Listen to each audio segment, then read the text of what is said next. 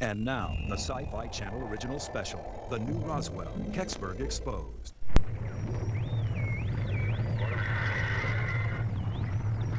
is John Murphy, WHJB News. The control tower at the Greater Pittsburgh Airport definitely confirmed the fact that there was an object in the sky 13 minutes before 5. December 9, 1965. Fiery object blazes a path from Canada down through Ohio and Pennsylvania and lands in the foothills of the Allegheny Mountains. I think whatever it was that landed in Kecksburg was something from a different planet.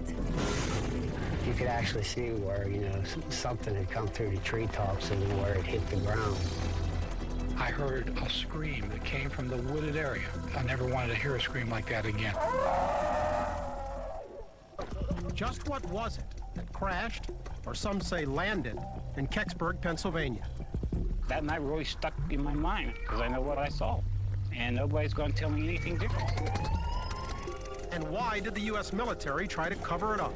I believe that the government threatened them if they said anything. He had the gun up at us immediately. He was pointing it right at us and said, "Stop, get out of here." You're going to bump into the presence of the U.S. military in all of this.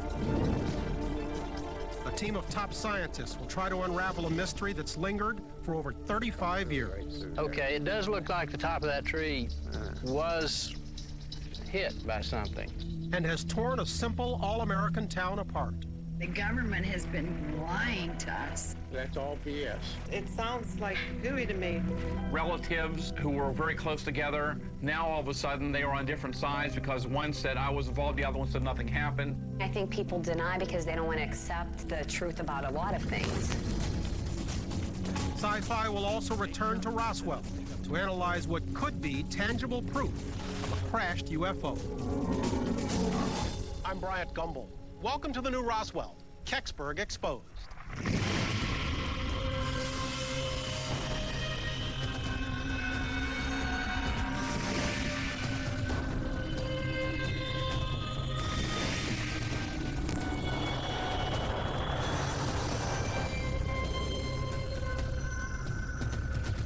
Roswell has been called the granddaddy of all UFO cases, and for good reason. It has a number of credible witnesses and all the signs of a government cover-up. While the Sci-Fi Channel continues its investigation into the Roswell crash with some intriguing new discoveries, the channel has also launched new inquiries into other controversial UFO cases. During this program, we'll apply the tools of modern science and the powers of the U.S. Constitution to search for evidence of what really happened in a little town called Kecksburg, known to some as Pennsylvania's Roswell.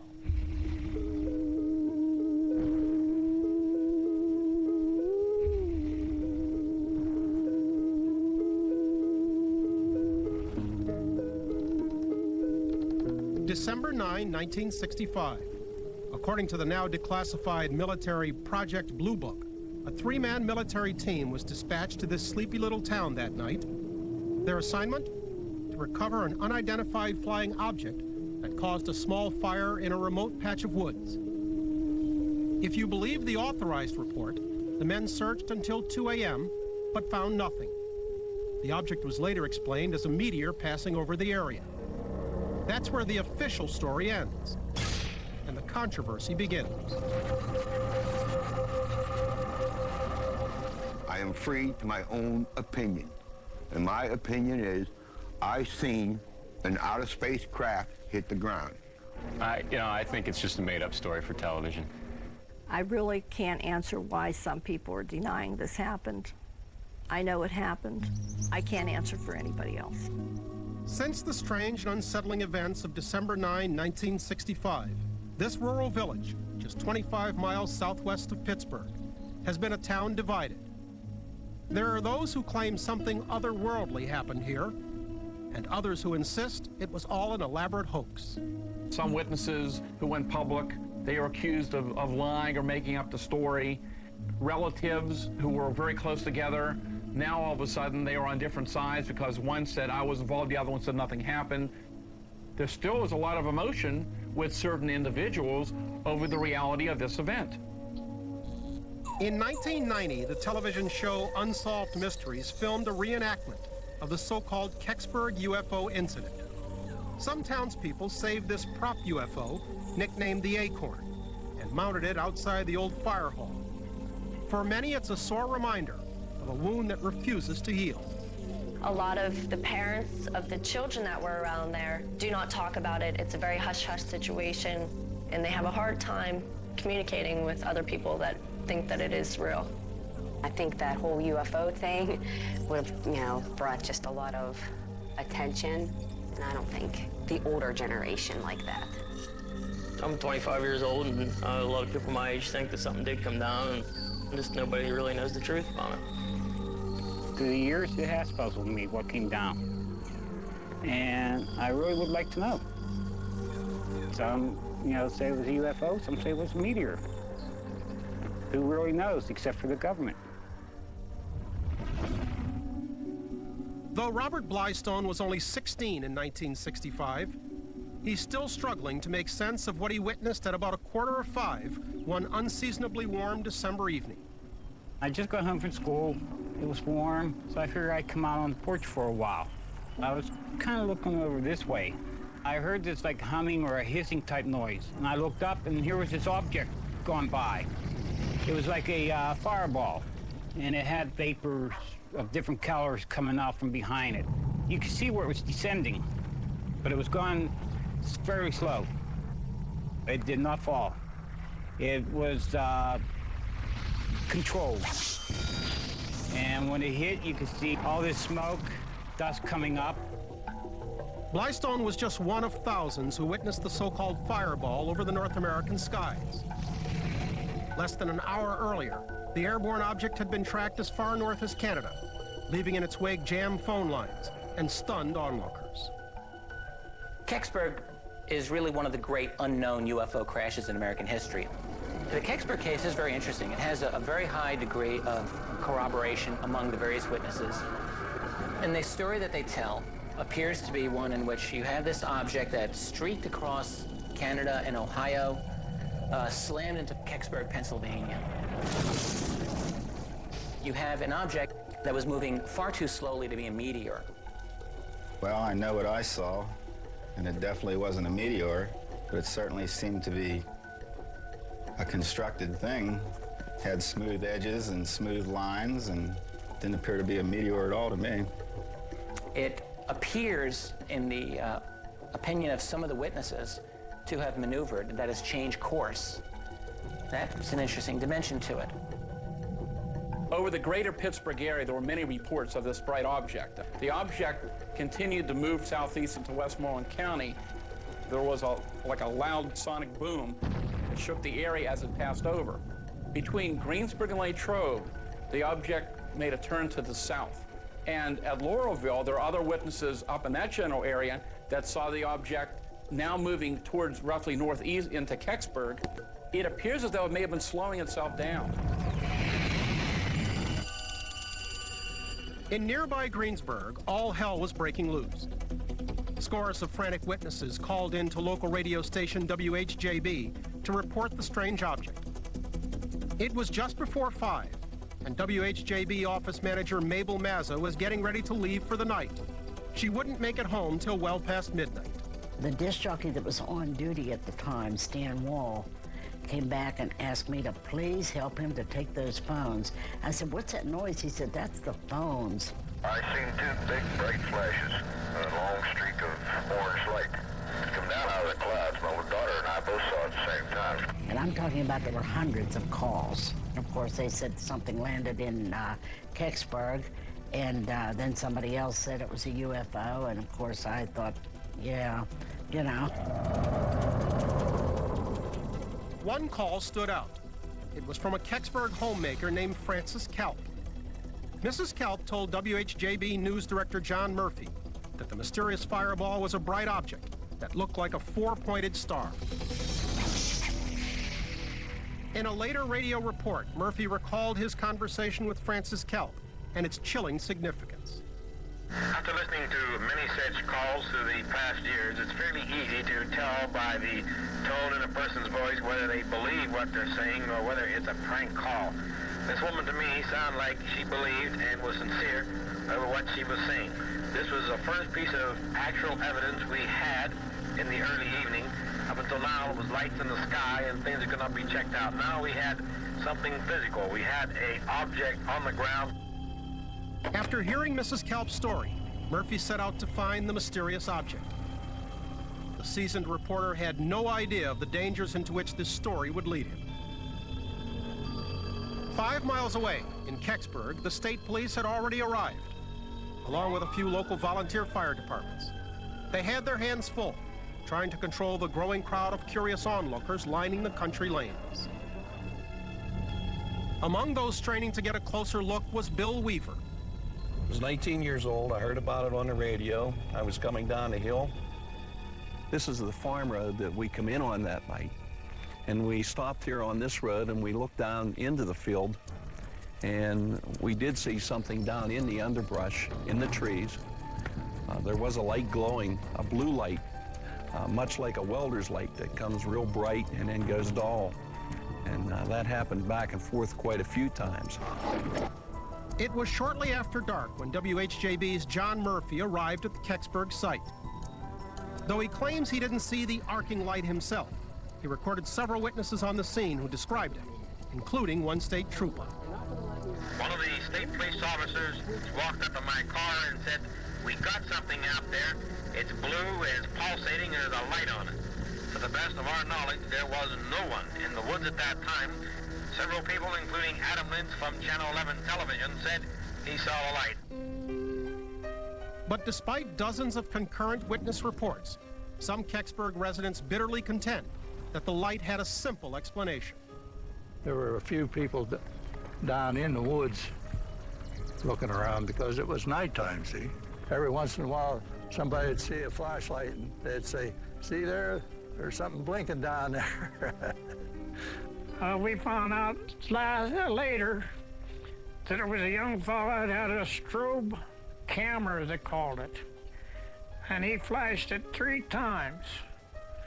And that's where they got the blue light. And that ended that.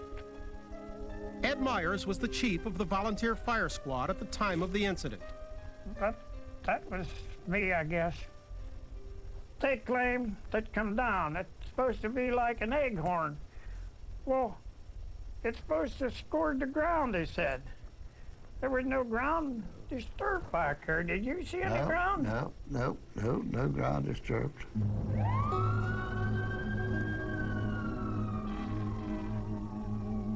Galen Wilkins is also a lifelong Kecksburg fireman. Both of them are adamant that nothing at all happened in their town that night. 50th anniversary in 1939 and 1989 of the fire department. You don't see nothing about a UFO in that. Nothing in there either. Kecksburg was a small, they called it a village, a lot of them, and it was friendly. This incident changed a lot of things that when they come out with this UFO story, it changed that town completely. Pretty bad that it's broken and divided some of the people that have been neighbors here all their lives. I cannot believe that they would lie to me on this, you know. I just can't believe they would. Well, I'm not going to call them liars, but I think that people just say stuff to get on TV. I think, you know, when the camera starts rolling, people say anything if they think you're going to put them on the show. If people are saying that nothing happened that night, I look at it in 2 ways. One, either they weren't here, or 2, they're lying, because I was here and I seen it myself and a lot of other people. I would say to the people of Kecksburg that believe that nothing crash landed that night and that nothing happened, I think they need to rethink what they're saying. Maybe they've heard too many stories about men in black coats from the government type of thing. And some folks are just plain scared.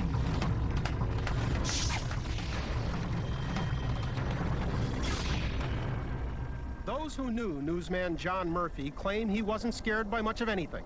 That was before he got involved in the Kecksburg incident. These rare audio recordings are the actual tapes he made on the scene that night. This is the first time they've ever been nationally broadcast. When I got to at the top of the hill where they pointed out to me, said that was the description the woman gave of where she saw the object.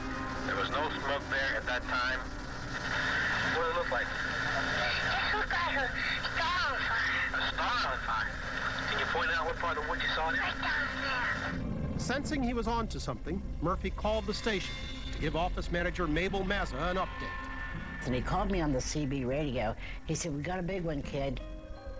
But Mabel received another call that night, one that would prove even more significant. It was about an hour into the phone calls. Then people called me on the phone and said that they were from the military. They wanted directions to where this thing had landed in Kecksburg.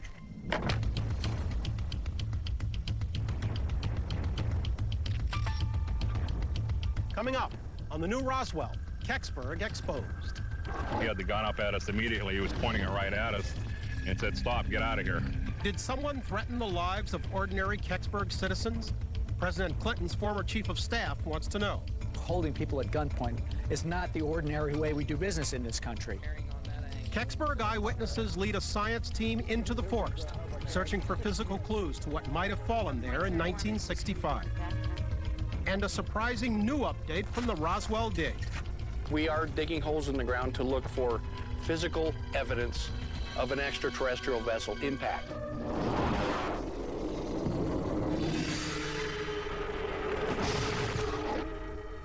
Many seasons have passed since a mysterious object came down in the black and tangled Pennsylvania woods, leaving unanswered questions that have torn the quiet town of Kecksburg apart. Dr. Stephen Kite, a geoarchaeologist from the University of West Virginia, and geology graduate students Mitzi Schramke and Chris Haney arrive in Kecksburg to begin a Sci-Fi Channel-sponsored investigation. They'll employ the tools of modern science to search for answers to this mystery. I was excited about the opportunity to do the geoarchaeology of the site because it is so unusual. Certain sets of evidence would be expected if there was a large object that impacted here. The location of the site is based on eyewitness testimony. One more step. Jim Romansky was a young volunteer fireman from a nearby town at the time of the incident. In the late 80s, he visited the site with UFO researcher Stan Gordon. And he walked around that area for quite a while, and then he said, "You know what, guys, I think we're right on the spot." A year later, we received a tip that there was another witness in the area that may have seen the object who had never reported it to us. And that was Bill Bullybush. Today, 77-year-old Bullybush must again try and locate the spot where he saw the mysterious object so many years ago. The landscape has changed significantly since he was last here. This is it, George. Here's the tree that I stood back of. And I stood here and I happened to look up there, and there it was. It embedded right into the ground about a foot and a half. Bullybush's description of the object supports the theory that it was probably not a meteorite. I was working on a 64 Corvair at home. I happened to see this red ball of fire going across. It come up and went towards the mountain just like if it was radio controlled. It made a figure 8, and it come right down in here and belly landed right in here, knocked the top of the trees out. It stunk like rotten eggs. You could smell it, you know, and then just like sizzling and like sparks coming, just like if it was cooling off. It was red hot. A fairly soft landing. Oh yeah, it just like if it was radio controlled. Kite and company hope Bullybush's memories will help them determine what fell here in 1965. They'll scan the area for metallic debris and unusual radiation levels.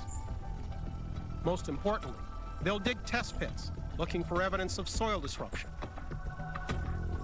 If there has been an impact here, or even a cover-up of one, this damp, mossy soil could still contain the evidence within its delicate layers.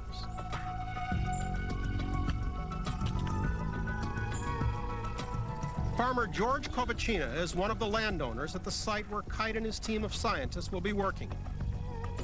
But he doesn't believe anything fell in his woods on the night of December 9, 1965. I didn't see anything fall. Nothing on that sort. They said it probably was a meteor that passed over. There's no love lost between Bullybush and Kovacina. They typify the two faces of the Kecksburg townspeople, those who believe something strange happened here and those who don't. If Kite's dig proves successful, it will be the first step in mending a rift that's lasted more than a quarter of a century. Consulting with Kite in that unique quest is none other than Dr. Bill Dolman of the University of New Mexico. Dolman oversaw last year's Sci-Fi Channel sponsored dig at the Roswell debris field. Bill Dolman and I talked by phone, and he gave me some pointers on what he did at his excavation or his work. Dolman's 2002 excavation at Roswell ushered in a new era in the study of UFOs. The use of science to solve mysteries that were once thought to be science fiction. The exciting part about this was that I went and I looked at this and I said, wow, we've got a stratigraphic anomaly right where there should be one. What we have done is find some things that are suggestive, taken soil samples that could be looked at microscopically for some kind of debris evidence. Today, Dolman returns to the Wells Fargo vault in Roswell to recover those precious soil samples and bags of hamuos, historic materials of uncertain origin, for further study. He will put the soil samples to the test in an Albuquerque lab to determine if they really could be remnants of an extraterrestrial crash. The story goes that the military picked up all the debris, but everybody knows that there's always more little debris than there is big. The goal of these analyses was essentially to see if there's any microscopic material left over from whatever impacted there. Can modern science unlock the secrets of UFO mysteries, or what some claim to be UFO myths? Later tonight, on the new Roswell, Kecksburg Exposed. We head out to Kecksburg to try and mend some very battered fences. There were jeeps, there were people with some kind of guns. The military don't track meteors and arrive that fast. They lie. And more startling details of the Kecksburg crash and cover-up. They had rifles at hip level. I heard a scream that came from the wooded area. I never wanted to hear a scream like that again.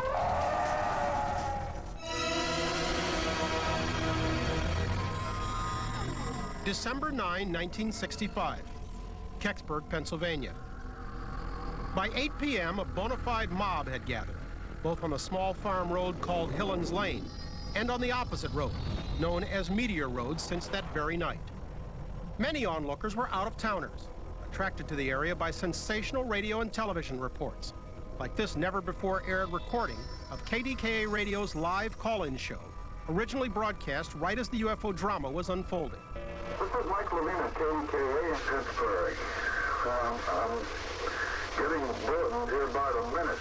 KDKA News is checking with the Pentagon, out in the open that the possibility an Army missile might have plunged into the woods over in Westmoreland County. Maybe not. But we've got a lot of speculation going on, and people are really demanding some explanations, and the government isn't coming up with them. Perhaps the first reporter on the scene was the news director from another radio station, John Murphy of WHJB Greensburg. Frustrated by all the secrecy, Murphy began to pressure local state troopers for some answers.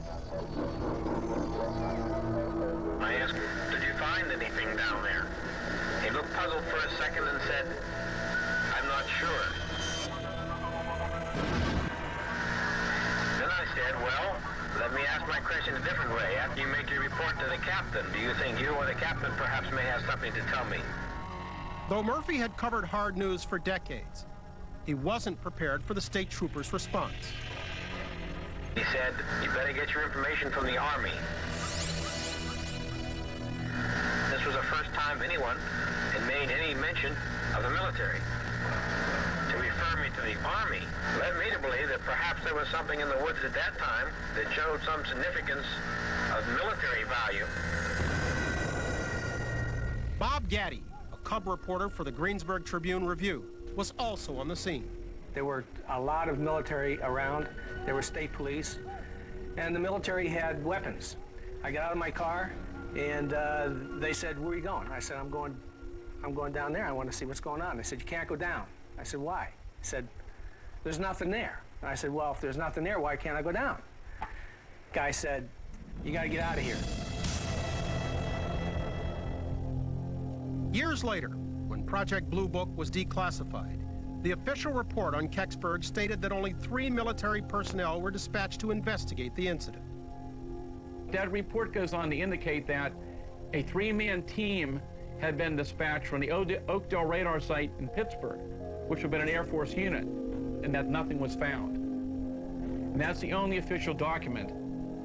Having researched the Kecksburg incident for over 30 years, Stan Gordon smells a cover-up. He believes there may indeed have been a 3-man team dispatched from the Oakdale radar site, but that they were only the front men for a larger military operation. Eyewitness testimony seems to back him up in this. I'm talking about here. A lot of these people say, "Look, I was there, we saw the military." Some people say they saw Army and Air Force personnel. Others claim they saw NASA personnel on the scene that night. Still, some respected Kecksburg citizens stand by the government story, that there were no military at all in the rural village that December night. I never seen military people out here. The military saying they weren't there, I find that hard to believe when a small community of a couple hundred people say they were there. And I would believe the community over the other stories any day. There's no military trucks in that area at that time, no. No military jeeps, no nothing. No way, no way. I'd take a lie detector test on that. Well, that's a big lie right there, because I'd swear to this on a stack of Bibles there that they were there, and I talked to them. Bob Bittner was a volunteer fireman at the time of the incident. Many of his lifelong friends have cut him off because he refuses to change his story about what he remembers of that night. Bittner claims that on December 9th, 1965, he showed up in Kecksburg after working his day job as a trucker. Now, here, 3 military vehicles came in. There was an officer there. He was a pretty highly ranked officer. I asked him if we could go down in there with him, and they said, "Nobody goes down in there with us."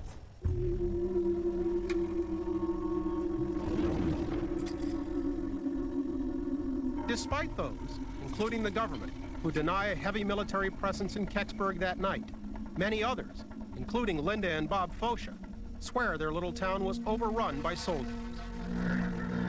Did she tell you what color the smoke was? He said it was white. My husband was watching the TV and also the radio, and they had reports of an object falling. And then we noticed there was an awful lot of traffic on our road outside of our home that leads to Kecksburg. There was a lot of police cars, ambulance, fire trucks. Then after a while, we saw a lot of military coming through. The Foshas were stunned to see the military arrive in Kecksburg so soon after news of the crash. I would say the nearest regular Army or Air Force base is about 50 miles away. So I'm assuming that they either came from the Pittsburgh area or flew into the Pittsburgh airport where they had an Air Force base and then drove out from there. Or else they were tracking it and they were following it.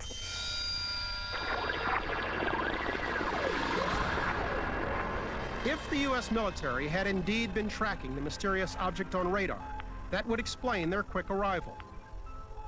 But it would contradict the official report that the fireball, seen by thousands, had simply been a meteorite that disintegrated before hitting Earth.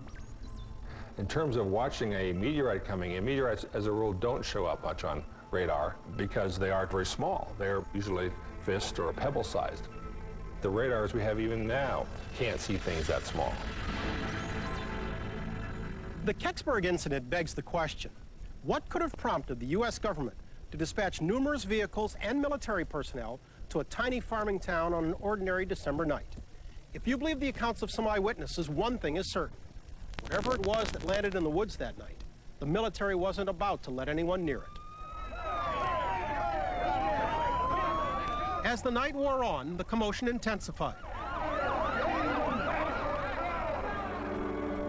Out-of-towner David Newhouse, 19 at the time of the incident, has come back to Kecksburg for the first time since 1965 to recount his own unnerving run-in with the U.S. military. This is guaranteed the spot. Remember, we came around the turn and came up. I remember the high section. The reason we had stopped here was we saw the lights on the grove of woods, just like bright white lights from like floodlights or whatever. You could tell guys were in there working.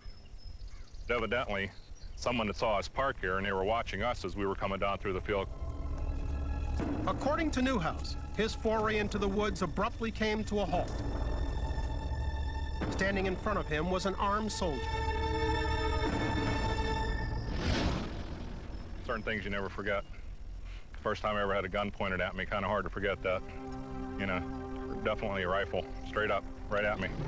And he got my attention. That guy was in the Army, and that was a military rifle. That was an M1 I was looking at. I was in the Army, I know what rifles are. I belong to the NRA. You see my sticker on the back? I like guns. I don't like them pointed at me, though. So they told us to get, you know, out of here, in which we just turned around and came right back down the hill. We didn't question them.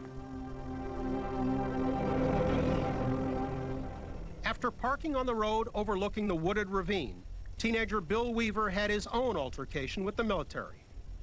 They come up and told us that we had to move our cars, we had to leave. Well, I was 19 years old at the time, and I wanted to know why I had to leave. They wouldn't give us a reason. All they told me was that they would confiscate my car if I didn't leave. Well, the car was in my father's name, so I figured rather than cause a problem for myself, I left. Don Sebastian was another young curiosity seeker. He, too, had been listening to WHJB and convinced a group of friends to drive the 45 miles to Kecksburg to see what the commotion was all about. There were flares across the road. There were armed state police. One of them approached my vehicle and asked me to turn around and go back the way I had come. Being young and adventurous, of course, this wasn't sitting too well with me or my friends. It just didn't seem right to travel that distance and not get to see a little something what's going on, you know. Sebastian headed down into the woods on foot so that he could get a better look at what was going on. I made my way up that road, got up behind this one truck, military truck. I managed to climb up on a bumper or a tire of the truck, I really can't recall which, but I know that I got enough height that I could see over. On the other side of the truck was armed military personnel. As I looked and observed down over an embankment and down into a ravine, I saw approximately 75 to 100 military personnel. They had rifles at hip level, and they were proceeding towards a wooded area, pretty much in step. Within about 10 minutes' time, I heard a scream that came from the wooded area. And that scream was such that it made the hair on the back of my neck stand up.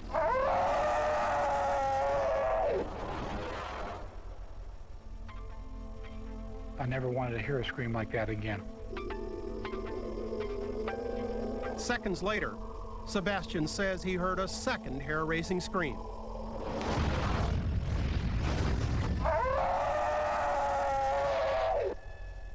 I think it was way too much volume for a human. I don't see how a human could produce a scream that would carry a distance, you know, that type of a distance. And that second scream, that did it for me. I says, that's it. I'm out of here. What could have landed in the woods that night to cause such a chilling scream?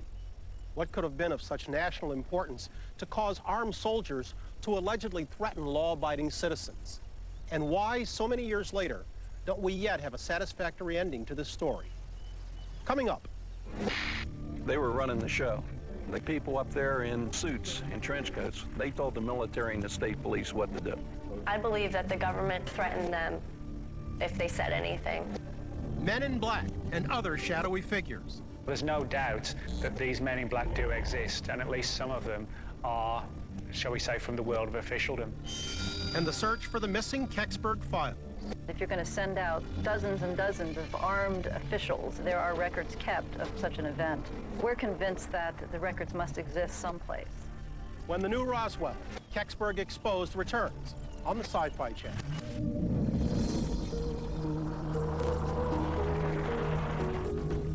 In the summer of 2002, the Sci-Fi Channel sponsored an historic dig at the reputed site of the Roswell UFO crash.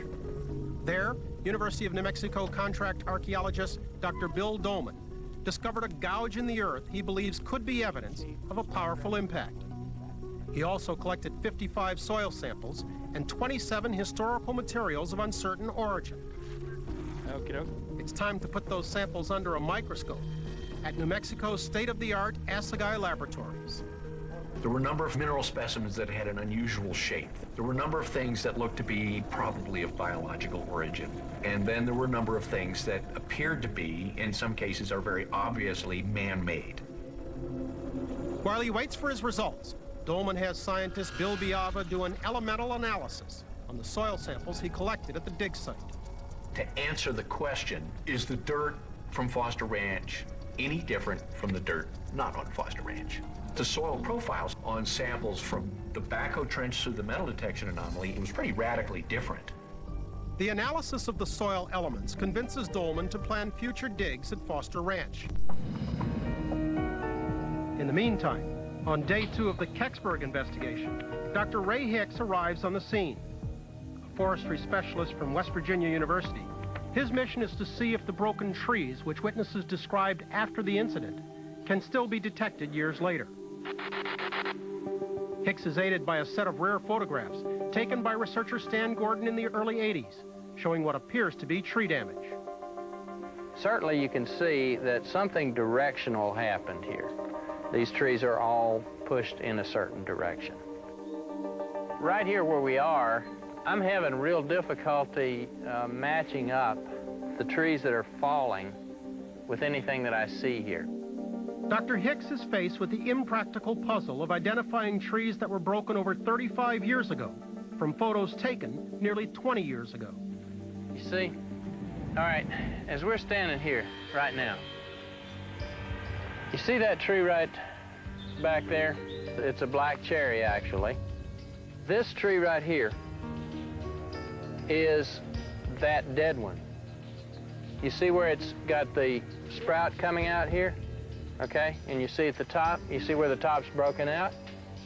Okay, so this tree is that one. I can say with 90% surety that we found at least the trees that are represented in that picture.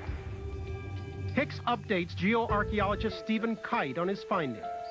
My assumption is that this tree here is the one that was affected. That is, that the top here was broken out. That is consistent with Bill's recollection that it was coming in from this direction. Okay, it was coming in from this direction, going that way. There's only one problem. The trees Hicks has identified from the photos border a location in a different creek bed, parallel, but about 100 feet away from, the site where Bill Bullybush remembered seeing the crashed object. This is Ray Hicks. I'm a forestry professor at West Virginia University. I'm here with Steve Kite. The scientists phone researcher Stan Gordon, who originally interviewed all the eyewitnesses. When I talked to the scientists involved, it sounded like they were close to the area, but it sounded like to me that Bill may have possibly been at the wrong tree because some of the other things they described didn't line up.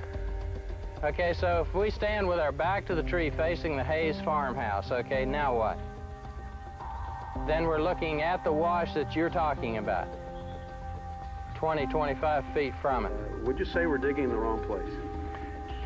It appears that the spot indicated would be not in the same place where you're digging. 2 creek beds, just yards apart. Fading memories over 35 years old. Kite and his team realize they will have to create yet another baseline and test pit area. Like so many UFO investigations, the Kecksburg case is plagued by a lack of on-scene eyewitnesses.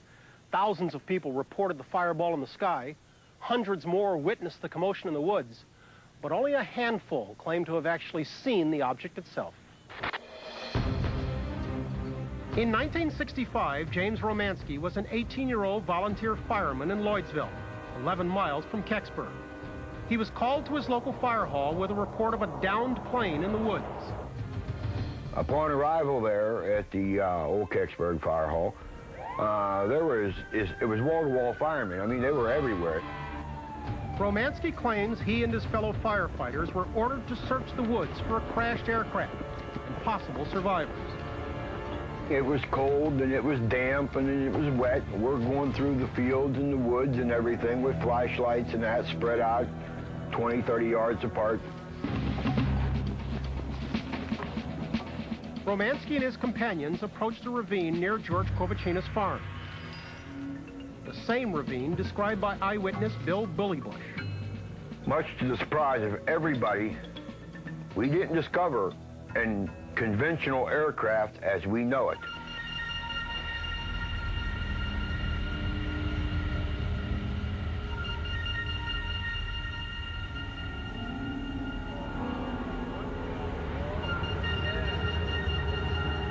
What we did find was a very large metallic object. There was no signs of windows, portholes, doors. There was no signs of wings.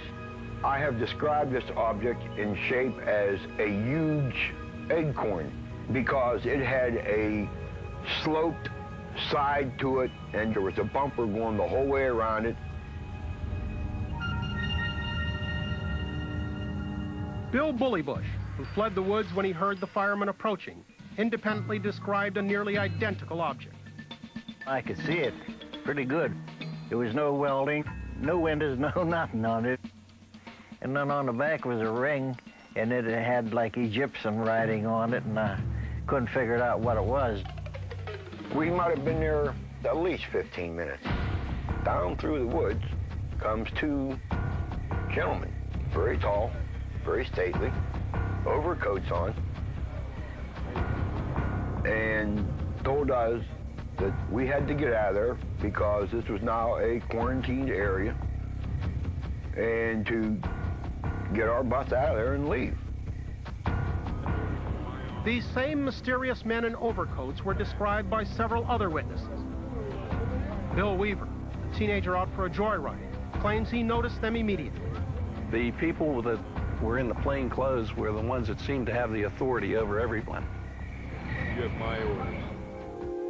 Only a few yards from where Bill Weaver was parked, the Hayes family, living in this cozy farmhouse, had a ringside view of the action in the woods. The family came face to face with those men in suits, along with uniformed military officers, when they arrived at their doorstep, for a night the Hayes children would always remember. I was 10 years old, seen a lot of things that night. I could still picture the house. Military come in, they asked about using the phone. Talked to Mom and Dad, told us to send us to bed. As the December night wore on, the events in the woods would grow even more mystifying. I think whatever it was that landed in Kecksburg was from a different planet, not Earth. When we return, what did reporter John Murphy really see in the Kecksburg woods that night? Then all of a sudden he turned quiet and he didn't talk about it. It just, like it never existed, never happened. An explosive town meeting. We seen it. We seen the military. They lie. And a breakthrough in the Kecksburg woods. It does look like the top of that tree was hit by something. Coming up on the new Roswell, Kecksburg Exposed.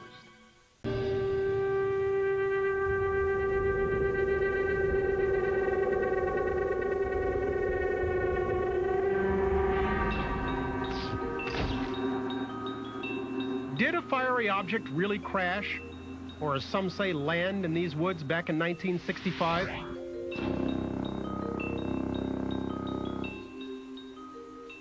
West Virginia University archaeologist Dr. Stephen Kite and his colleague, forestry expert Dr. Ray Hicks, begin the third day of their investigation working in a new area.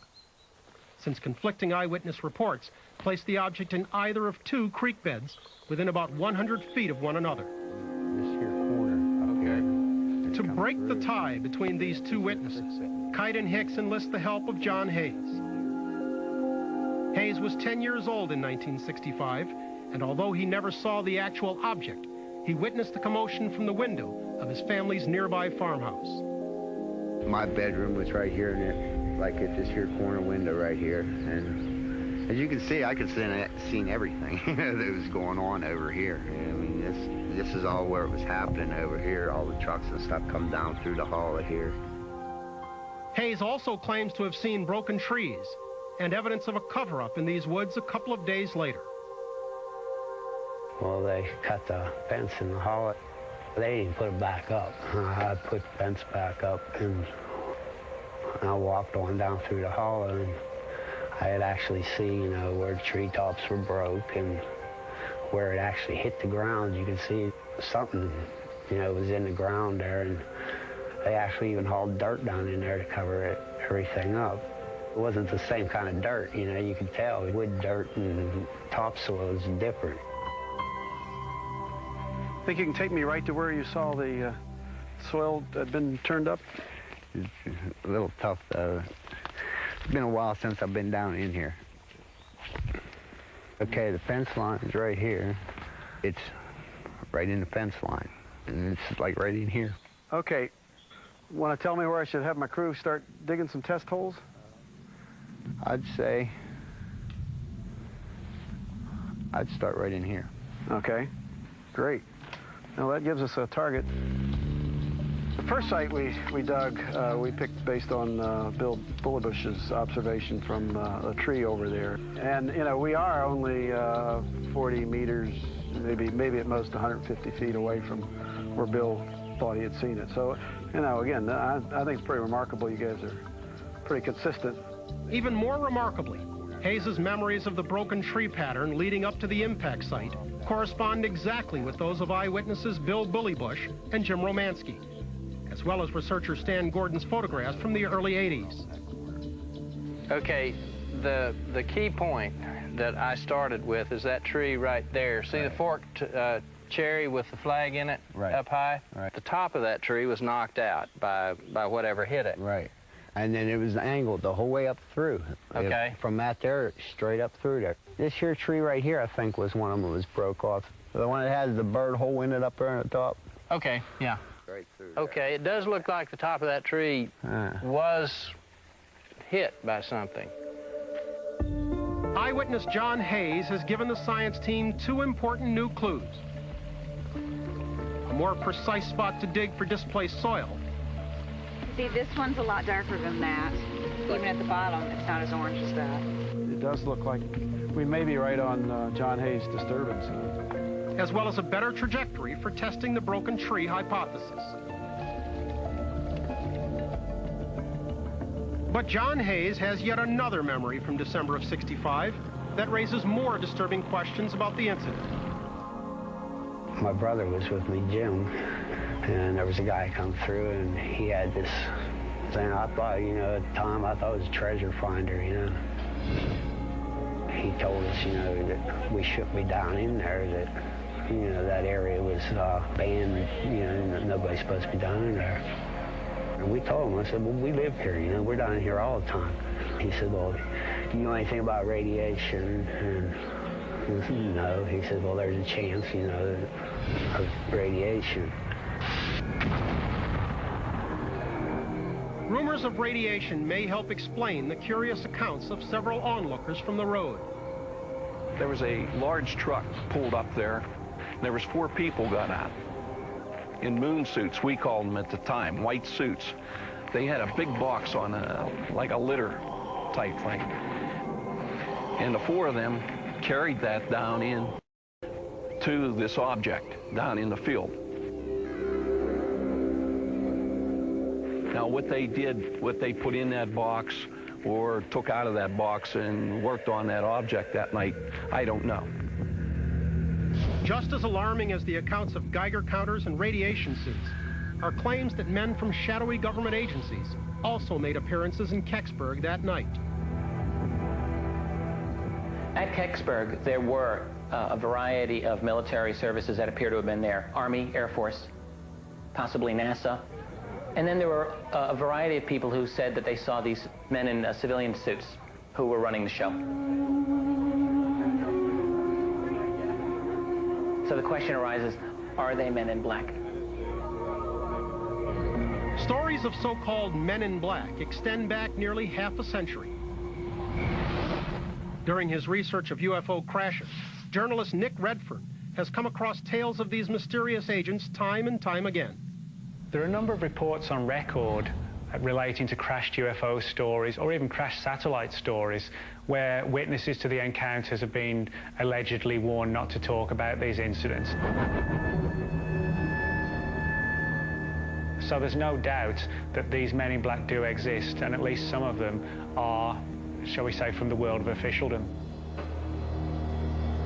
When you have UFO witness after UFO witness claiming that they received a visit from a civilian-suited person who seemed to know a lot about their encounter and who said, well, you know, it's really not such a good idea for you to talk about this because things can happen, you start to believe it after a while. According to recovered documents resulting from the Freedom of Information Act, even the U.S. Air Force was concerned about men in black and their origins. The Air Force had heard about these men in black stories and had heard that the men in black were disguising themselves as Air Force officers and warning members of the public not to talk about these incidents. Get me the 1st, 2nd, and 3rd divisions on a conference call. And quite a lengthy memo on the men in black was circulated throughout the US Air Force saying, you know, if you ever hear these stories, if you know anyone who comes across these men in black, let us know immediately. We need to find out who these people are, who they work for, and what they're doing. Whether any men in black were actually involved in the Kecksburg crash remains to be seen. But the evidence does point to other covert agencies operating at the scene. Project Moondust and Project Bluefly.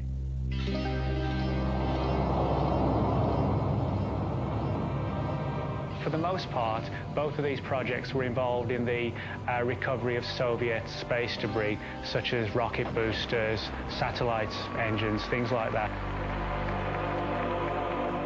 I uncovered a number of documents through the Freedom of Information Act where Moondust personnel were taking an active interest in UFO reports in the mid-1960s.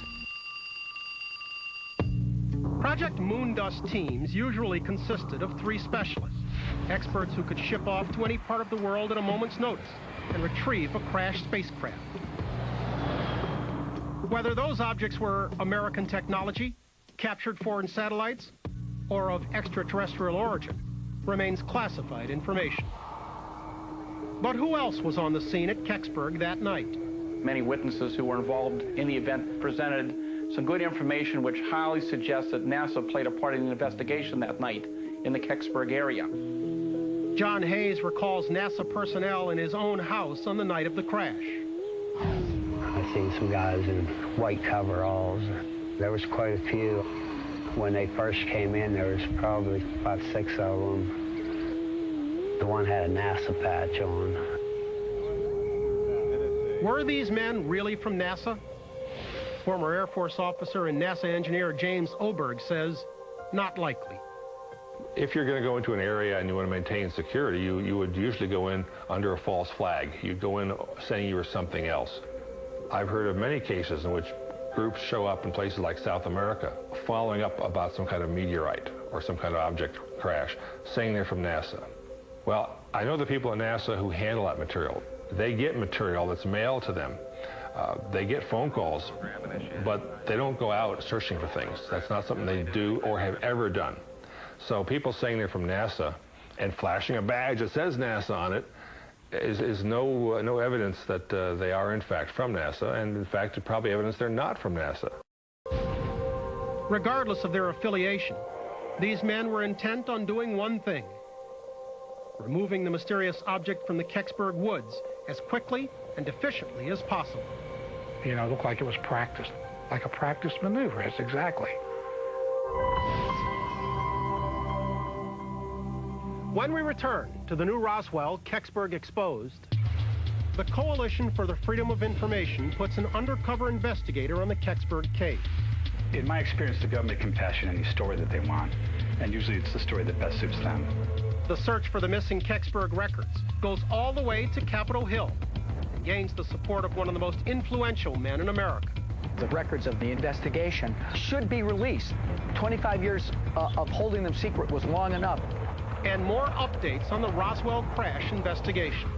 If it was a UFO, if it was an extraterrestrial craft capable of space travel, it probably was made of materials that we can't even begin to imagine.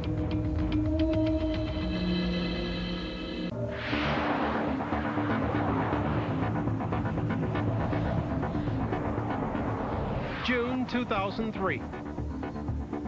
Deep in the Pennsylvania woods, the Kecksburg science team makes some exciting discoveries. At the second dig site, there are signs of the soil disruption described by witness John Hayes. That is actually one of the things I thought all along we would be more likely to find.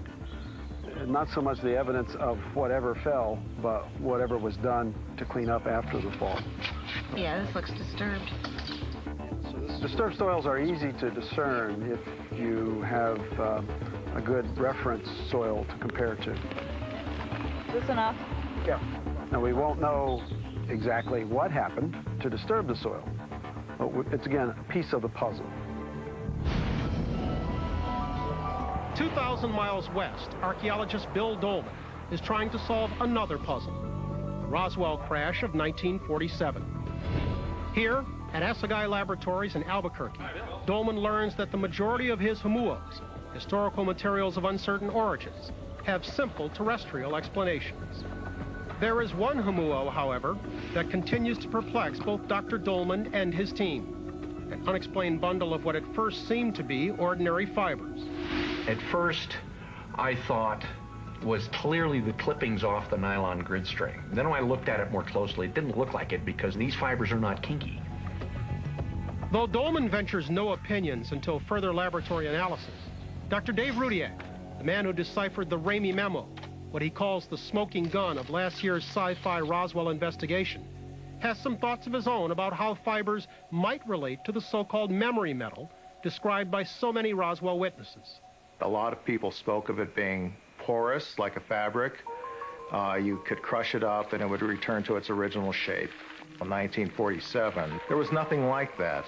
Now we know that it might be possible to build a material just like that. This Scientific American article, for example, is discussing a material called carbon nanotubules. This was discovered for the first time in about 1991. These superfine tubules are entwined into fibers.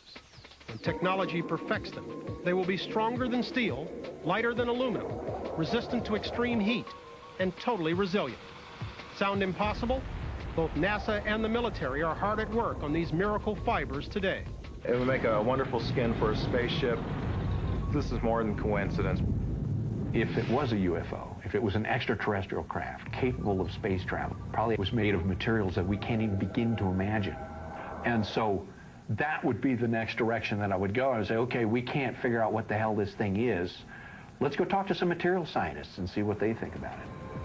While Dolman and his colleagues plan their strategy for next year's phase of the Roswell project, the Sci-Fi Channel and the Coalition for Freedom of Information have been hitting the same stone walls in Washington that Roswell researchers have been facing for decades. Repeated attempts to uncover information about the Kecksburg incident have been turned down flat by the Department of Defense, the U.S. Army, the U.S. Air Force, and NASA. If you're going to send out dozens and dozens of armed officials, there are records kept of such an event. So we're convinced that the records must exist someplace. Undaunted, investigative reporter Leslie Kane has taken to the National Archives in the quest for the missing Kecksburg files. As far as I'm aware, this effort is unprecedented. The Sci-Fi Channel is putting significant resources to bring together this professional team, which includes a law firm, an archival research firm, and the fact that we're going to take this further than most people are capable of taking it and insist that we get answers. Another member of the team is an undercover private investigator formerly employed by the government, who's been working to uncover the identities of the mysterious military men allegedly on the scene at Kecksburg that night.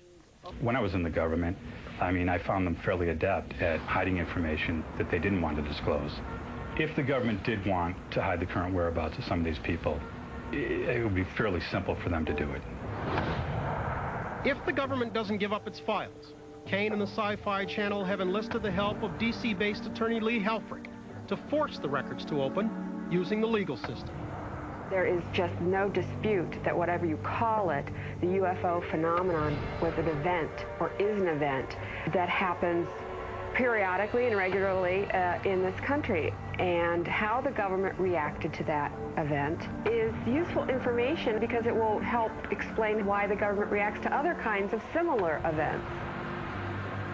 It may not have been an alien spacecraft. It could have been a Soviet spy satellite. It could have been one of our own space experiments. It could have been any one of those things. At this point, 40 years later, we deserve to know what it is. The coalition has gained another powerful ally in its search for the truth. President Clinton's former chief of staff, John Podesta. It's time to find out what the truth really is that's out there. Well, I've spent a career trying to defend the public's right to know. The records of the Kecksburg investigation should be released. 25 years of holding them secret was long enough. Certainly having the military descend on a United States town, holding people at gunpoint, is not the ordinary way we do business in this country. People should have an explanation about what triggered that sort of military response so that people can judge for themselves whether it was appropriate. I believe that the government has the responsibility to tell everyone about Kecksburg, tell the truth about it. I think that everyone should know what went on and what crashed. We went long enough without the answer, and I think that if the government has it, they should give it to us. Volunteer fireman Bob Bittner is one Kecksburg resident who just wants some peace. Bittner swears on that December night he watched military trucks descend into the ravine sometime around midnight. So I suppose they were down in there for half hour, 45 minutes, and then they all came back up out, and they stopped there. And the biggest truck had a tarpaulin. You couldn't see in it. John Hayes, then 10 years old, remembers watching the same truck from his bedroom window. There was a flatbed. It went down in empty. There was nothing on it when it went down in. But it was definitely something on when it come back out. He wasn't wasting no time when it come back out. I mean, if you'd been standing in front of it, it'd probably run you over. Hayes wasn't the last eyewitness to see the Army trucks leave Kecksburg. Jerry Betters owned a farm in the area. The Pittsburgh jazz musician convinced some friends to drive out in hopes of seeing a UFO. Betters wasn't disappointed. Out of these woods came this flatbed truck, Army truck. On the back of this thing was this object, acorn type shape. Maybe it was a little bigger than the Volkswagen. Suddenly, Betters and his friends found themselves on the business ends of several soldiers' guns. This officer came down and he shouted at these soldiers. He says, "Get these people out of here." They did. They cocked their guns on us. Betters and friends were ordered to leave, not before catching a glimpse of what was under the tarp. What he still believes was a spacecraft from another world. I could see what it was shaped like, and I could see this hieroglyphic stuff all around the back. And that's when they chased us out. There's two things I can remember very clearly. I can remember when John F. Kennedy was killed, exactly what I was doing, and I can remember this night exactly, you know.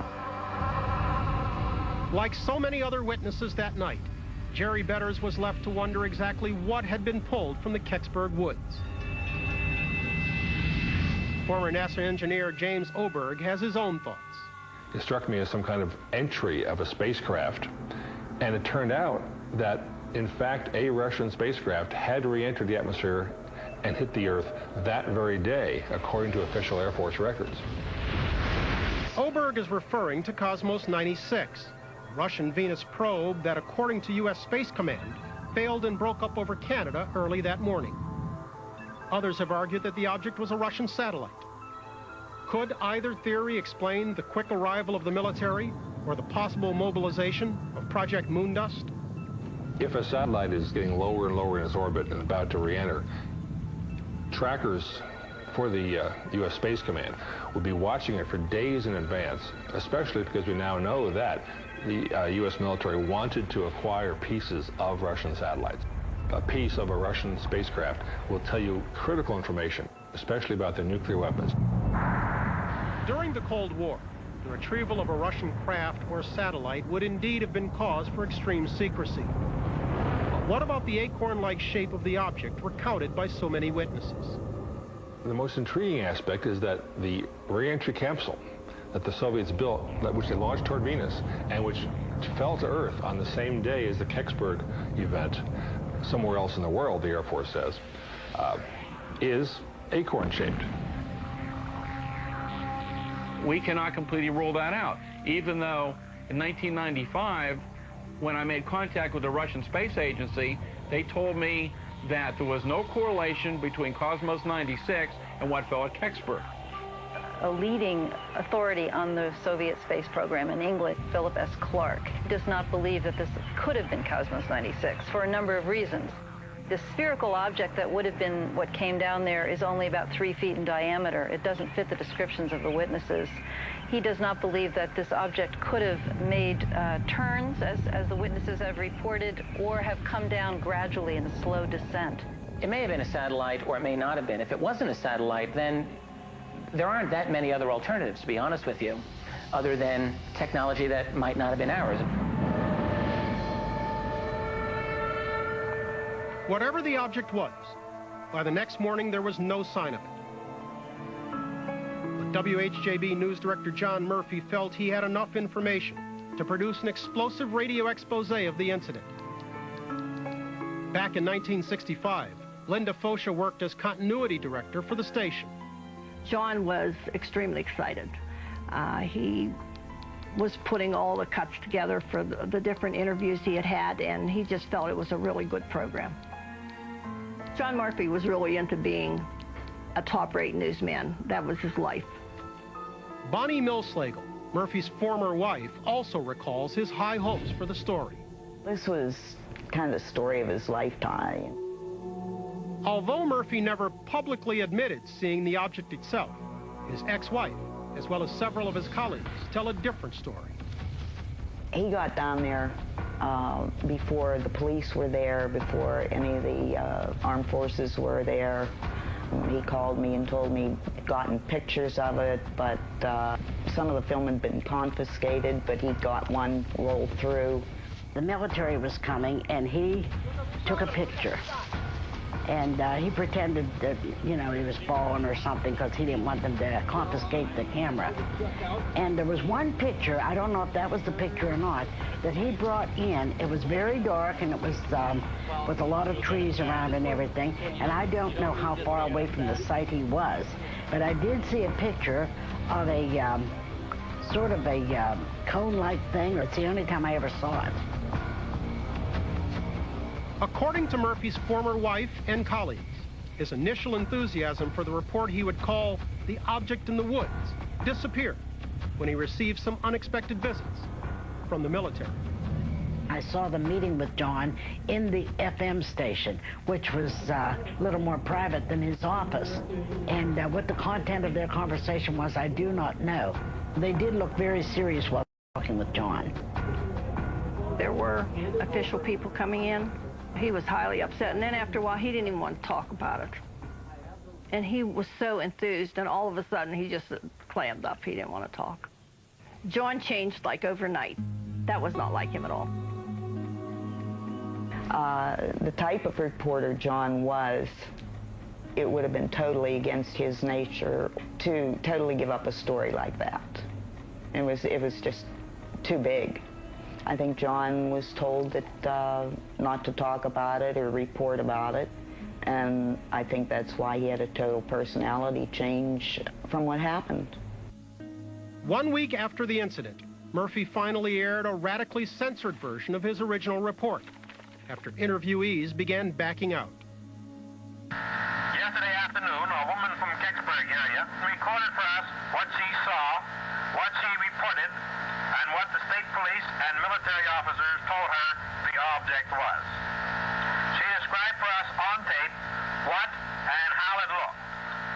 Late this afternoon, she notified this radio station that she was afraid of getting into trouble and she did not want her description of the object used on the air. We received other calls early tonight from some other people. One person said that they was afraid of the state police, and another person said they did not want to get in trouble with the Army. I had heard the original tape before it went on the air. I was in a little bit of a shock when I heard the end result of what had aired. There wasn't much dialogue on the tape. It was all bleeped out. The second call came in with a woman with more information. We will now play that interview, and I asked you to listen closely to her description of what she saw. Okay, what do you have? This portion of the original program has been censored. Another curious feature of Murphy's report was the strange disclaimer he recited at the start of the program. Totally out of character from his usual reporting. This station has not been contacted by any official agency of the state, federal, or local government. We have received very good cooperation with the state police and with the military, and we were able to receive all the information we wanted this past week. We have not had any political or otherwise influence put on us concerning this program whatsoever. I think John was trying to protect himself because he knew with the military there and everything that there was going to be problems. Coming up, was John Murphy the man who knew too much about the Kecksburg incident? If someone did away with John, there would be only one reason for it to have happened. A heated town meeting in the Kecksburg firehouse attracts some witnesses who've never before come forward with their stories. An Army Jeep pulled up, said, hey, we're having a lot of problem with people coming up into the area. If anybody should ask for directions, could you give them the wrong directions? It'd be great. Wrong directions. Wrong directions. And a scientific smoking gun in the Kecksburg forest. Something happened in 1965, something that was very abrupt that reduced the growth of the tree. When the new Roswell, Kecksburg Exposed, returns on the Sci-Fi Channel. According to a majority of credible witnesses, something strange either flew over or landed in a patch of woods in Kecksburg, Pennsylvania at approximately 4:45 p.m., December 9th, 1965. By the next morning, the drama appeared to be over. But was it?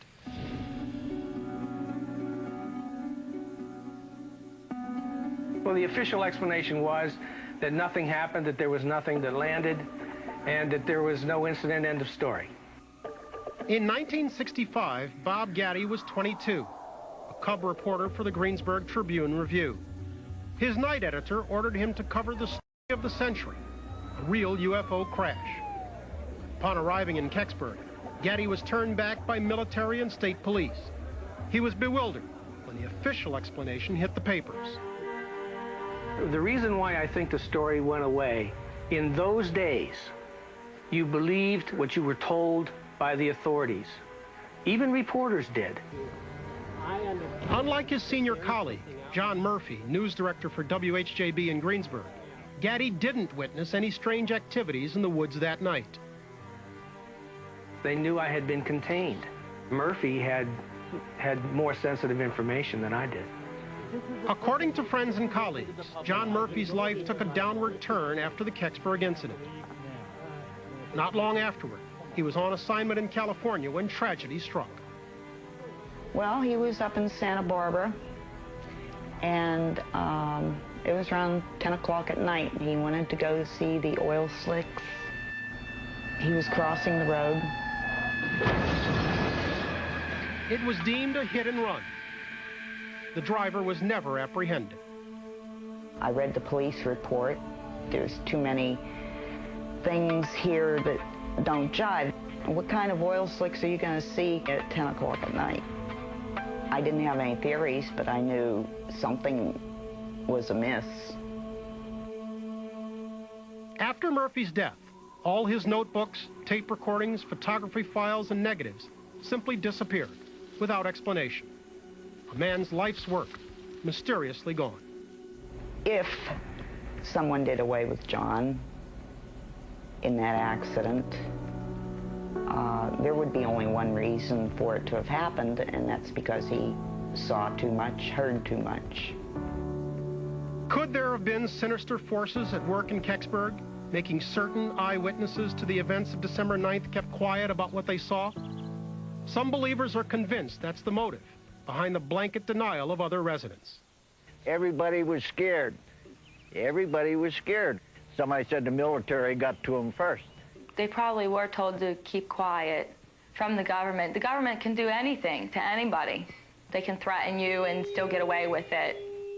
People can be gotten to, especially people that aren't big city wise, I think gotten to pretty easily and threatened in such a way that they wouldn't talk. They had to be made to lie for some reason, either threatened or maybe they got paid. The government doesn't have a right to cover up anything. I believe that the public and the people today should know what's going on. Why can't someone just tell the truth? So what if it was something from outer space? It's been here 40-some years already. It hasn't hurt anybody. So, you know, tell the truth. Who knows the truth about what really happened at Kecksburg? To try and find out, the Sci-Fi Channel decided to host an old-fashioned town meeting at the Kecksburg Fire Hall. So let me start with Chuck Hilland over here. Chuck, how serious are the divisions in this town over what did and didn't happen? It's been a fairly divisive thing for the community, and I think that's been unfortunate. Your dad owned the land where the event supposedly took. What'd your dad tell you? My parents, I must tell you, really tend to believe that nothing very significant happened. Who had direct knowledge? Go ahead, Mr. Steiner. We haven't heard from you before. We seen it. It was low enough that the trees were blocking part of the view of this object. I have no idea what it was. Could have been a meteor? Well, originally that's what I thought it was. Could have been space junk? It could have been, but it was going on a steady pace. And it looked like it was a vehicle because it was controlled. It wasn't falling. It was just going on a level course. So are these people making this stuff up? I don't know. All right, Mr. Betters, you're a young man, 65. But you say there were soldiers here. About almost 2 dozen. Oh, more than that. I mean, that stopped us as about... Why do so many people say there were no soldiers here? I can understand that. Brian? Yeah, Mike Slater, another new witness. Go ahead. That particular night, my brother and I were actually standing on the sidewalk. An Army Jeep pulled up. I said, hey, could you guys help us out? And, of course, at 14 years old, he said, yeah, sure, anything we can do. We're having a lot of problem with people coming up into the area. If anybody should ask for directions, could you give them the wrong directions? It'd be Give great. them wrong directions? Wrong directions. So all night long, we were sending them everywhere. Not only did we see the flatbed going up, empty, we saw a flatbed coming down, loaded. And they said he went down with the truck, and they caught it out with the truck. And where this thing landed, you wouldn't have got anything bigger than a Jeep barrel.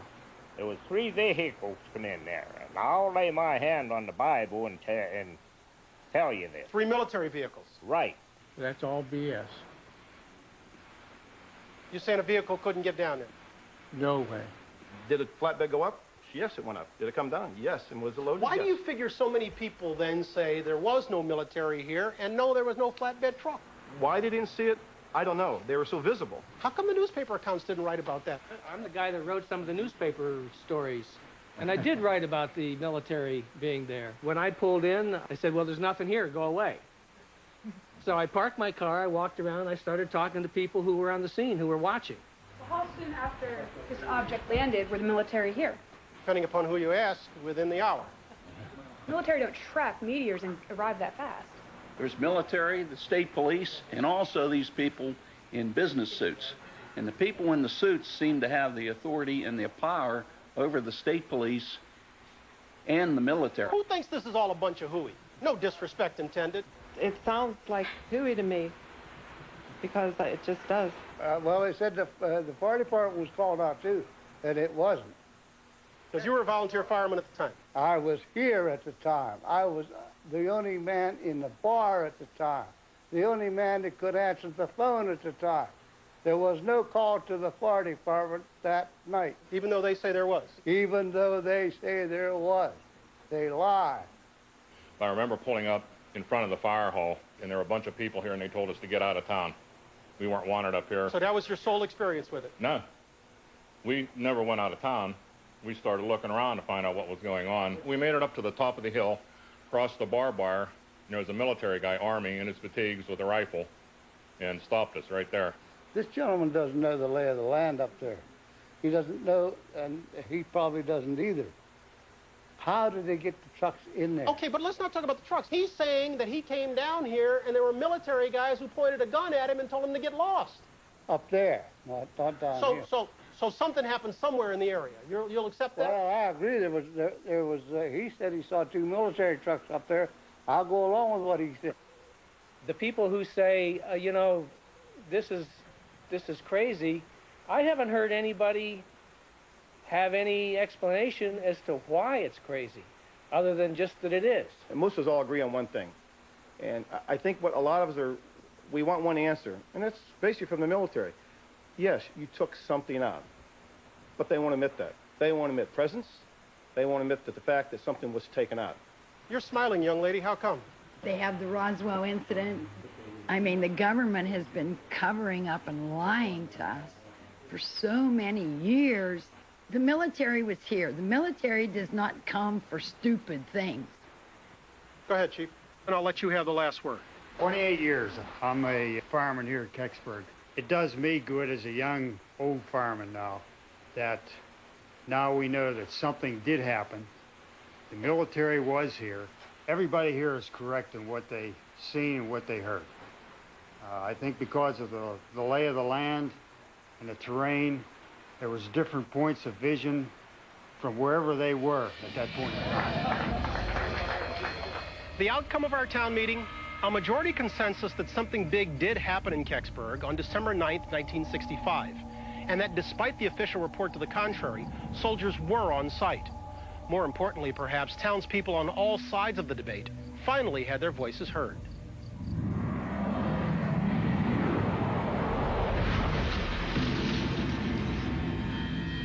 But another key to unlocking what really happened that night may lie deep in the woods, where Dr. Ray Hicks of West Virginia University has spent the last 2 days searching for a pattern of broken trees.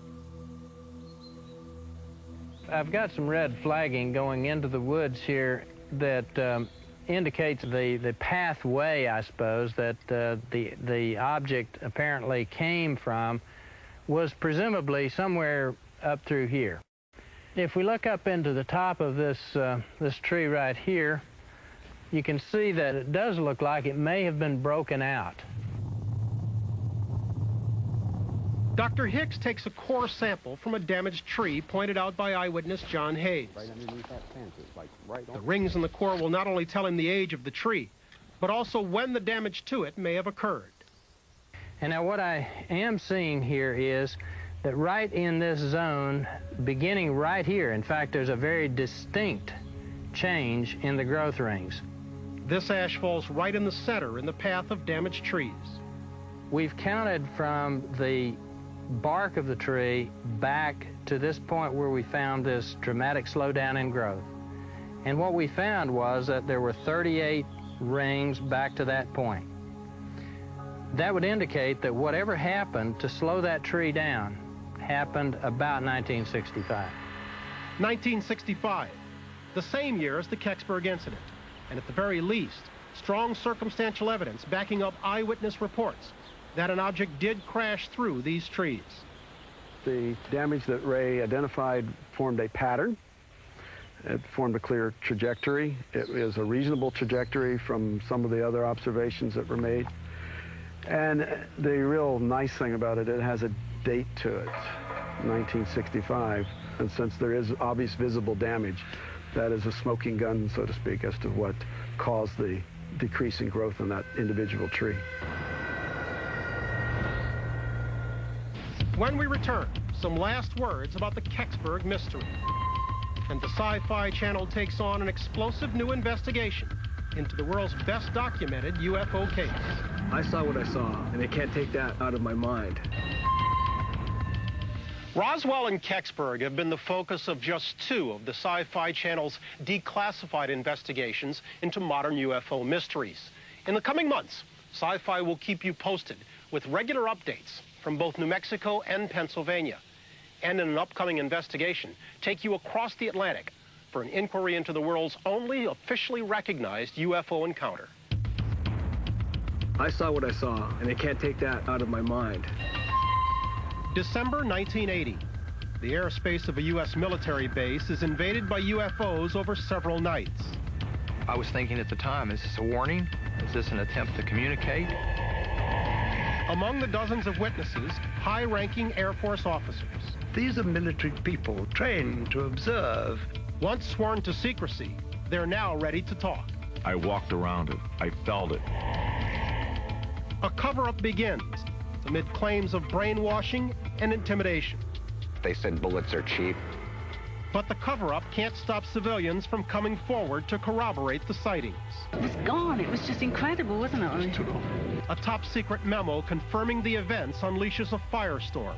This was an official United States Air Force document talking about a structured metallic craft.